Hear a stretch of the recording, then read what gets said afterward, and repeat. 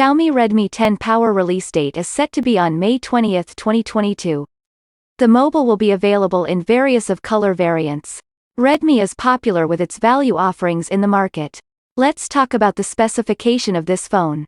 This latest Redmi smartphone is coming with a 6.53-inch Full HD Plus display with 1080 by 2340 pixels resolution and pixel density of 395 ppi.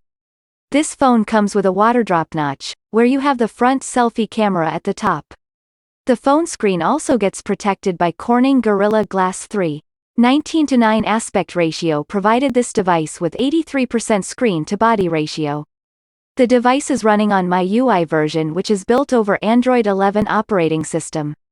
Redmi 10 Power is powered by an octa-core Snapdragon 662 chipset with 8GB of RAM and 64GB of internal storage that is expandable up to 512GB via the dedicated card slot. For graphic handling, an Adreno 610 GPU used on this device. A triple rear camera setup includes on this device a 48 megapixels primary sensor plus 8 megapixels ultra-wide-angle lens and a 2 megapixels depth sensor. On the front side, this phone has an 8 megapixels selfie camera to take selfies and video calls.